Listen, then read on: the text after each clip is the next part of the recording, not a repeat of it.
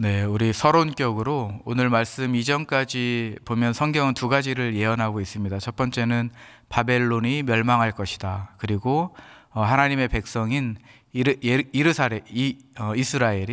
이스라엘이 다시 고향으로 돌아올 것이다. 이 두 가지의 예언이 있고, 이 배경을 가지고 오늘 본문에서 세 가지를 이야기합니다. 첫 번째로는 어떻게 바벨론이 하나님의 도구에서 멸망의 대상이 되었는지, 그리고 두 번째로는 하나님의 정의와 자비가 어떻게 조화를 이루는지, 그리고 세 번째로는 교만과 하나님의 직접적인 그 교만을 대적하시는 그 하나님에 대해서 이 세 가지 본문, 세 가지 내용을 오늘 본문을 통해서 드러내 주십니다.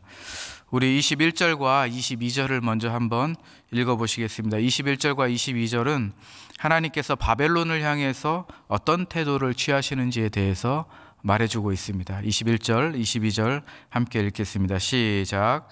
이는 여호와의 말씀이니라. 너희는 올라가서 무라다임의 땅을 치며 보곳의 주민을 쳐서 진멸하되 내가 너희에게 명령한 대로 다 하라. 그 땅에 싸움의 소리와 큰 파멸이 있으리라. 두 지명이 나옵니다. 무라다임과 부곳이라는 지명입니다. 무라다임은 이중의 반역이라는 의미를 가지고 있고, 부곳이라는 이 지명의 의미는 징벌이라는 의미를 가지고 있습니다. 그러니까 성경은 바벨론의 본질을 드러내주고 있습니다. 무엇이냐면 하나님에 대해서 반역하고 있다. 바벨론은 하나님에 대해서 반역하고 있다. 그러므로 하나님께서 징벌하시고 심판하실 것이다 라고 지금 성경이 바벨론의 본질에 대해서 드러내주고 있습니다.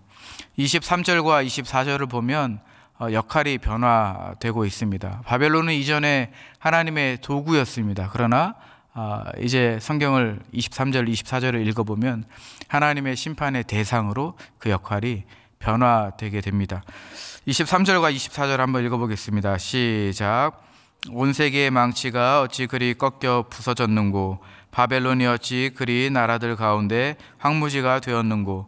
바벨론아, 내가 너를 잡으려고 올무를 놓았더니 내가 깨닫지 못하여 걸렸고 내가 여호와와 싸웠으므로 발각되어 잡혔도다.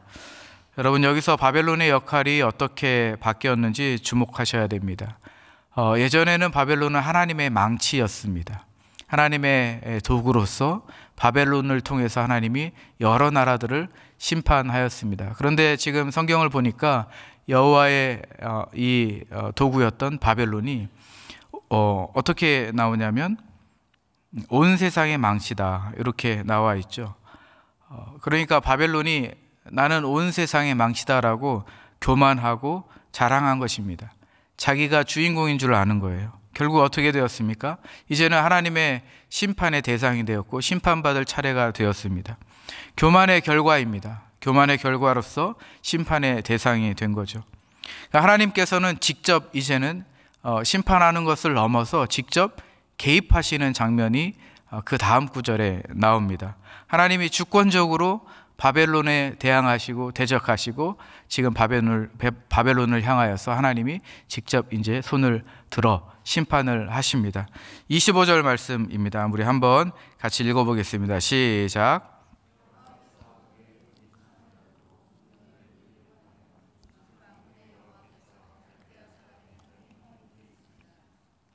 네, 하나님은 자기의 무기고를 여신다 라고 말씀합니다. 이게 무슨 뜻입니까?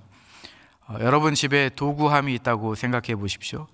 필요에 따라서 필요가 있을 때 도구함을 열어서 그 도구를 사용하지 않습니까? 이제는 하나님이 사용할 때가 되었습니다. 자기가 가지고 있는, 하나님이 가지고 있는 이 무기함, 병기창을 이제는 여십니다. 여시는데 그 안에 무엇이 있습니까? 말씀을 보니까 분노의 무기가 있다. 하나님께서 얼마나 분노하시는지, 바벨론에 대하여서 얼마나 분노를 가지고 계시는지 알 수 있습니다. 그래서 병기창을 열고 분노의 무기를 꺼내 들었습니다. 우리는 이 구절을 통해서 두 가지를 살펴볼 수 있는데요. 두 가지를 알 수 있습니다. 첫 번째로는 하나님의 절대적인 권위입니다. 이 무기고를 열 수 있는 열쇠는 하나님만 가지고 계십니다. 하나님의 절대적인 권위. 두 번째로는 하나님의 그 심판의 필연성입니다. 무기고를 열었다라는 것, 도구함을 열었다라는 것은 그 도구를 사용하시겠다라는 것입니다. 분노의 무기를 사용하시겠다라는 것입니다. 그러면 심판이 필연적으로 있겠다라는 거예요. 그러니까 결국에 우리가 이 말씀을 통해서 알 수 있는 것은 무엇이냐면 하나님의 심판이라는 것은 우연이 아니라는 거죠. 우연이 아니라 하나님의 철저한 계획과 결정과 판단과 작정 가운데 심판이 지금 이루어지고 있다. 이 사실을 우리는 깨달을 수 있는 것입니다. 이 말씀은 우리에게 경고가 되면서 위로가 되는 것이죠.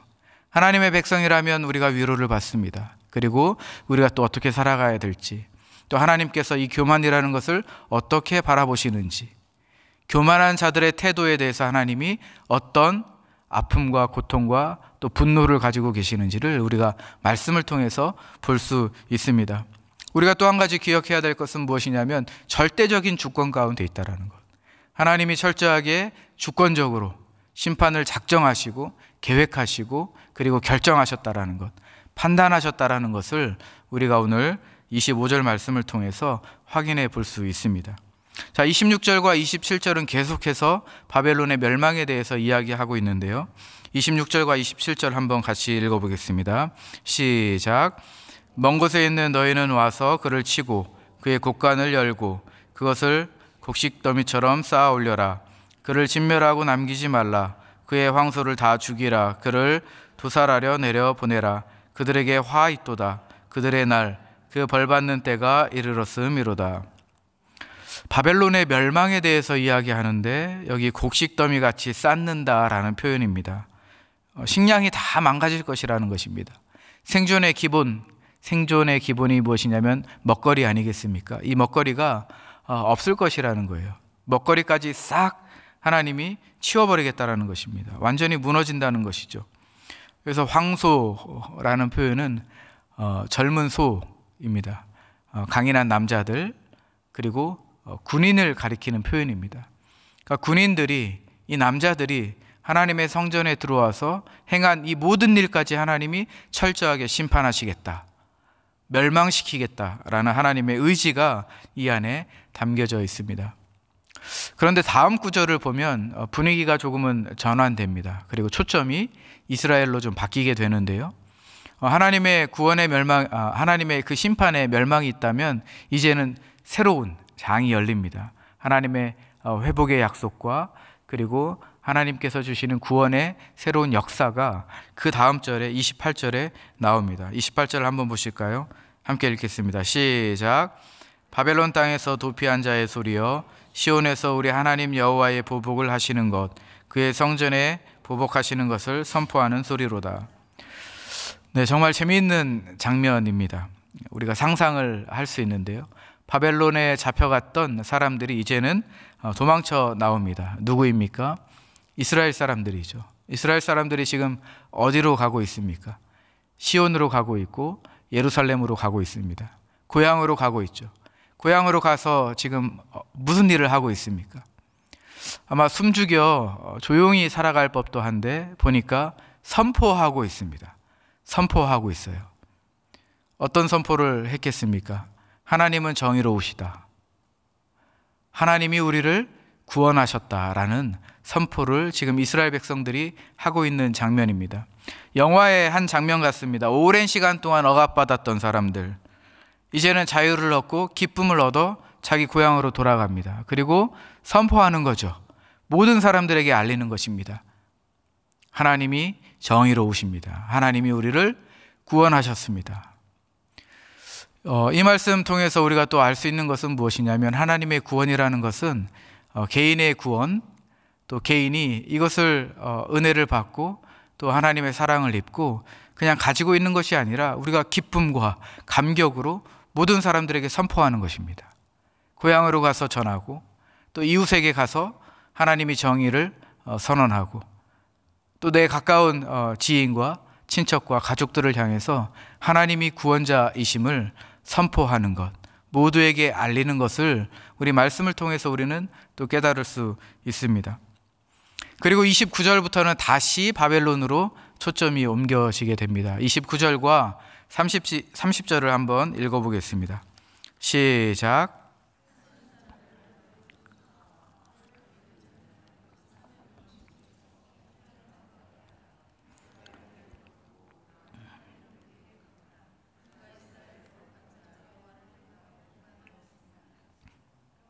그러므로 그날에 장정들이 그 거리에 엎드려지겠고 군사들이 발절되리라. 여호와의 말씀이니라.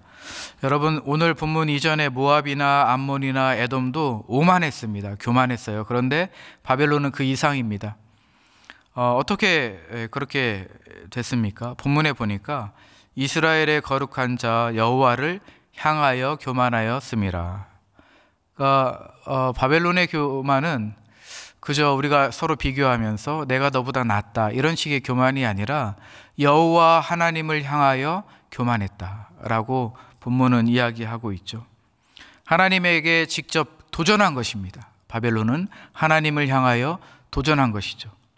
아마 이런 태도와 이러한 아마 분위기였을 것 같습니다. 하나님, 당신보다 우리가 더 대단합니다. 태도의 이면 가운데 이러한 모습들이 있었을 것입니다. 당신 없이 내가 다 할 수 있습니다. 하나님의 도움 없이 내가 잘 살 수 있습니다. 이런 오만하고 교만한 태도입니다. 하나님을 향하여서 보여준 태도인 것이죠. 하나님이 이 태도를 보시고 어떻게 하셨을 것 같습니까? 행동의 결과가 심판이었죠. 그러나 그게 끝이 아닙니다. 하나님이 직접 나서십니다. 직접 나서시고 하나님이 상대하십니다.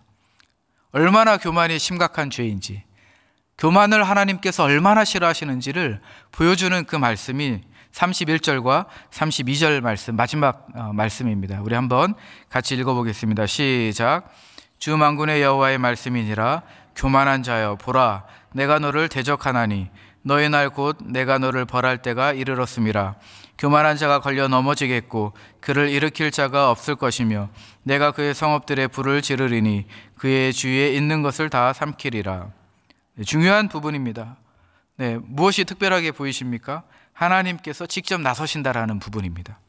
교만한 자여, 보라, 내가 너를 대적하노라 라고 하나님께서 직접 개입하시고 직접 대적하신다라고 말씀하십니다. 하나님께서 내가 상대하겠다 라고 말씀하시는 거죠.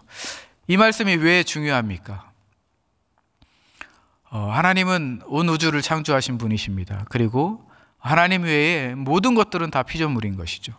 하나님이 창조하신 후에 모든 피조 세계를 보시며 보시기에 좋았더라 말씀하셨습니다. 이 말씀은 부모님이 자녀를 대하는 그런 어떤 화, 짜증, 이 이상의 차원입니다. 하나님께서 창조하신 이 세계를 보고 내가 직접 상대하겠다.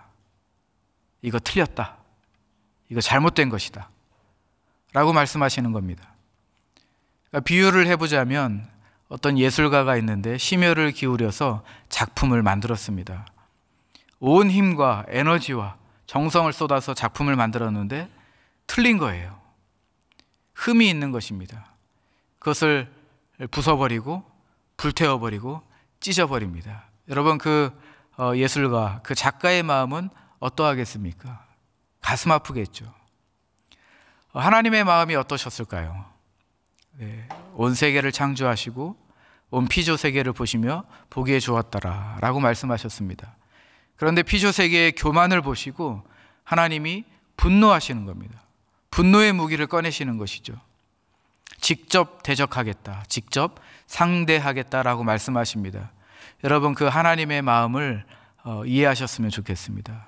그 마음이 얼마나 아프신지, 그 마음이 얼마나 고통스러운지, 또 한편으로는 하나님께서 교만을 얼마나 싫어하시는지, 교만이라는 죄가 얼마나 심각한지를 우리가 이 말씀을 통해서 깨달음이 있었으면 좋겠습니다.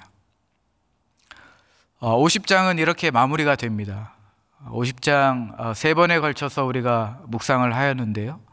저는 50장을 쭉 묵상을 하면서 3가지의 선교적 통찰을 얻을 수 있었습니다.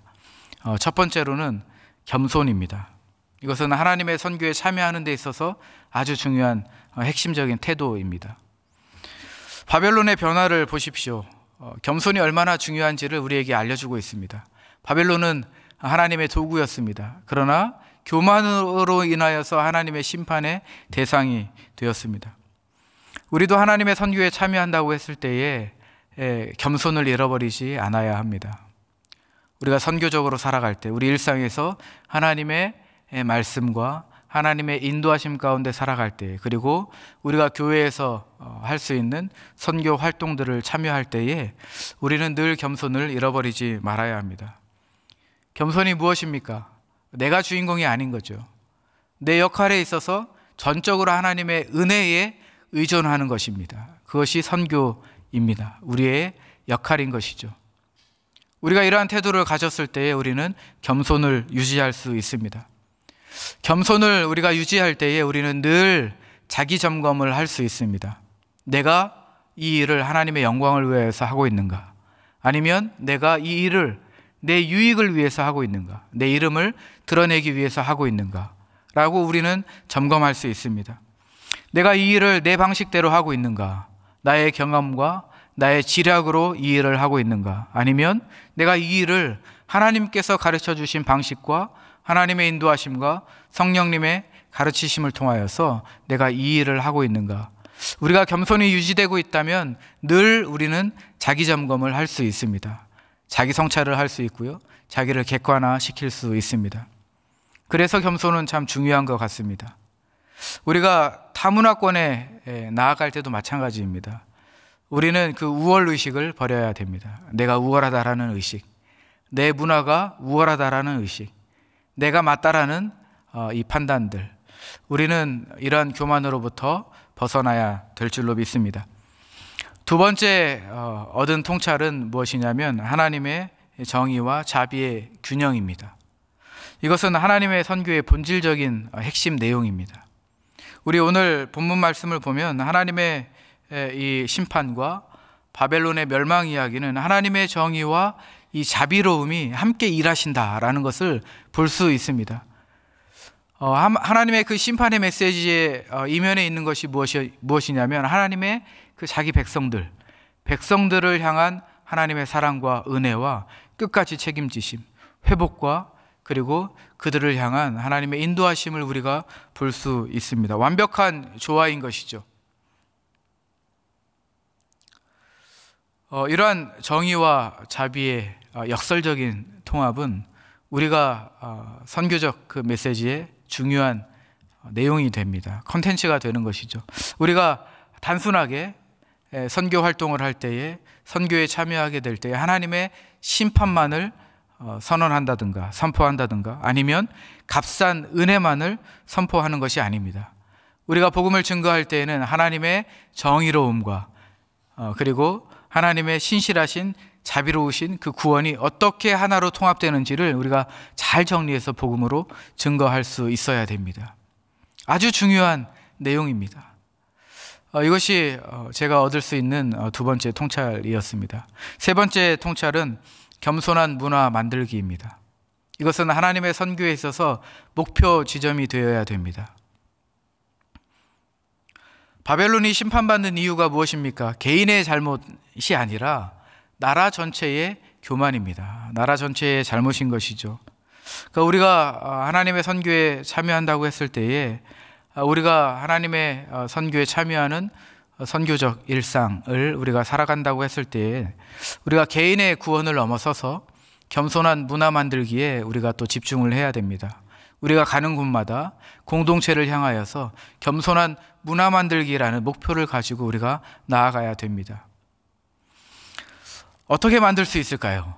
세 가지 정도를 생각해 봤는데요. 첫 번째로는 모든 민족과 모든 문화가 하나님 앞에서 모두가 평등하다라는 인식을 갖는 것입니다. 어떤 문화도 어떤 민족도 하나님 앞에서 우월할 수 없다라는 것입니다. 우리가 만나는 모든 현장의 문화를 우리가 존중해야 됩니다. 동시에 하나님 앞에서 그 문화가 교만한지 우리는 잘 분별해야 합니다. 두 번째로 어떻게 해야 됩니까? 자신이 가지고 있는 나의 문화적 한계를 인정해야 됩니다. 그리고 회개해야 됩니다. 내가 옳다, 내 경험이 옳다, 내 지략이 옳다, 내가 가진 경험과 신학과 그리고 전략이 가장 옳다라고 생각하는 그 교만에서 우리는 벗어나야 됩니다. 우리의 문화적 한계를 인정하고 하나님의 지혜를 구하는 그러한 은혜가 있어야 되겠죠. 마지막으로는 우리가 어떻게 이런 겸손한 문화를 만들 수 있겠습니까? 겸손한 문화 만들기는 점진적이고 그리고 인내하는 과정이 필요하다라는 것입니다. 이 바벨론의 교만이 하루아침에 형성된 것이 아닙니다. 마찬가지입니다. 겸손한 문화 만들기는 우리가 한순간에 결실을 얻을 수 없습니다. 시간이 필요하고 인내가 필요하고 기다림이 필요합니다. 그래서 우리 공동체가 이 겸손한 문화를 목표로 한다고 하면 우리는 끊임없이 헌신하고 희생하고 노력하는 가운데 기다리고 인내해주고 그리고 그 안에서 하나의 과정 가운데 하나님의 은혜를 우리는 구해야 됩니다. 저는 이 세 가지 통찰을 얻을 수 있었습니다. 겸손과 그리고 또 하나님의 정의로우심과 자비로우심의 조화, 그리고 세 번째로는 우리의 하나님의 선교에 참여함에 있어서 겸손한 문화 만들기, 이것이 우리의 목표가 되어야 되겠다라는 그런 깨달음과 교훈이 있었습니다. 말씀을 마무리하도록 하겠습니다. 바벨론의 운명, 바벨론의 심판은 우리에게 경고 메시지를 주십니다. 그리고 우리에게 하나님은 초대하십니다. 하나님의 은혜가 있습니다. 그리고 하나님의 심판이 있습니다. 우리가 하나님의 부르심에 합당한 사명을 감당하기 위해서 오늘 주신 이 말씀을 균형 있게 잘 간직하고 묵상하고 우리 삶 가운데 정말 하나님의 은혜 가운데 실천하는 것이 무엇보다 중요합니다.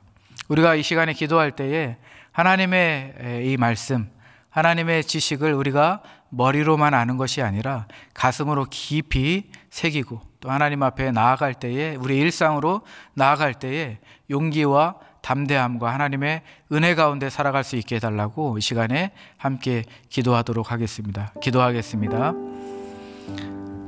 하나님